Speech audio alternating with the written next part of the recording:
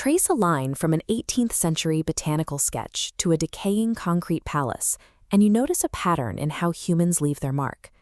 We often think of history as something recorded in books or debated in classrooms. But the past is heavy. It takes up space. It is burned and built directly into the concrete, brick, and soil right under our feet. When a society thrives, it builds. But what happens to all that stone and steel when the people who laid it down experience a sudden, catastrophic collapse?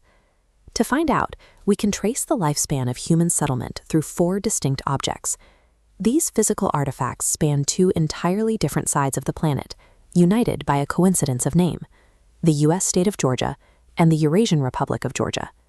By looking closely at these remnants, the landscape stops being a static background. It becomes an adaptable, living manuscript, showing us exactly how communities survive trauma. The first artifact begins long before any ruins were left behind. It starts with early visual records of the American South. This historical botanical print documents the region's flora. Naturalists used extreme artistic precision and a rigid numbering system to categorize a completely wild environment. Looking across this grid, you see a psychological necessity. Forcing plants into strict categories helped mentally conquer an unknown frontier. That same desire for control spilled directly from the page onto the dirt. When planners laid out the city of Savannah in 1734, they mirrored this exact approach, cutting the dense forest into a stark, rigid grid at streets and public squares. The print represents our initial attempt to treat an unpredictable environment as a blank canvas, one we believed we could neatly order and control. But control over the landscape rarely lasts. Deep in the woods of Greene County, the crumbling brick walls of Skull Shoals tell a very different story. This settlement evolved rapidly. It started as a protective frontier fort in the 1780s and exploded into a highly profitable cotton mill powerhouse by the 1840s, employing hundreds of workers to churn out yarn and cloth. Then the economic engine stalled. The town briefly relied on a brutal system of convict labor before the mills shut down completely.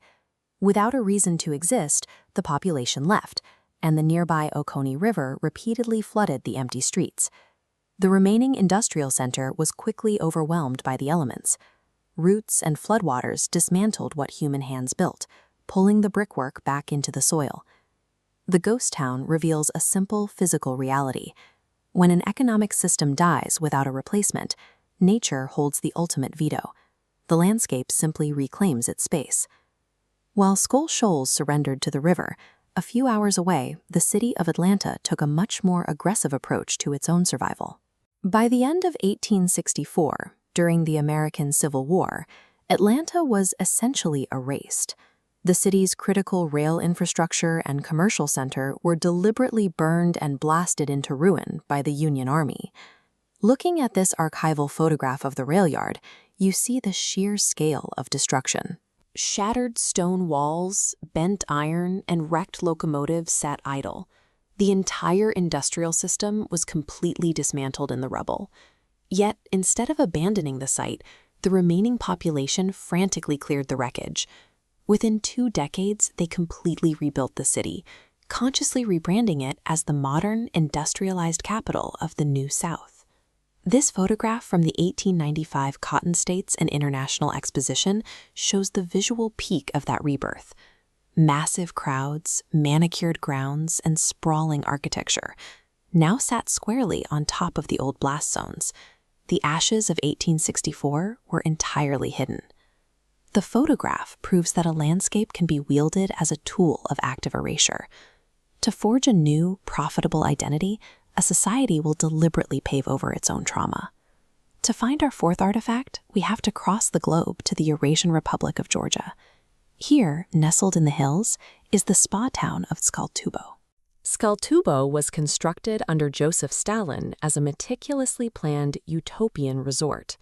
It was designed exclusively for the Soviet elite, operating as a massive complex of luxury sanatoriums and bathhouses fed by natural mineral springs. This photograph captures the site at its operational peak. Soviet tourists are lounging comfortably by the pristine wall, sent here to enjoy state-sponsored leisure. That utopia was shattered by two rapid geopolitical shocks. In 1991, the Soviet Union collapsed, drying up the town's tourist economy overnight. A year later, a brutal war broke out in the nearby region of Abkhazia. Suddenly, 10,000 people displaced by the conflict flooded into Tskhaltubo looking for safety. With nowhere else to go, these refugees moved directly into the abandoned luxury hotels. Today, the contrast is jarring. The overgrown, monumental stone arches and decaying circular balconies of the grand resorts are still standing. But for over 3 decades, they have served as basic, day-to-day shelter for the families who fled the fighting. The repurposed ruin shows us the landscape as a desperate tool for survival. When an empire falls, the people caught in the wreckage will adapt its decaying monuments just to stay alive. Through these 4 artifacts, we can see the specific mechanisms of how human settlement handles the weight of time and tragedy. It is a continuous cycle. We start by imposing order on the wild. If we fail, the land reclaims our work. If we stay, we erase the damage and build on top of it. And when the systems governing us collapse, we adapt the ruins. This means that our cities and buildings are never truly finished projects, no matter how permanent the architect intended them to be. The physical world is an active, living manuscript. It is constantly being drafted, violently erased, and creatively rewritten by the people forced to navigate its spaces. Even the most ordinary street corners hold immense depth. Beneath the concrete and glass, there are layers of old foundations, quiet victories, and buried catastrophes. These visible scars on our landscapes stand as physical monuments to human resilience.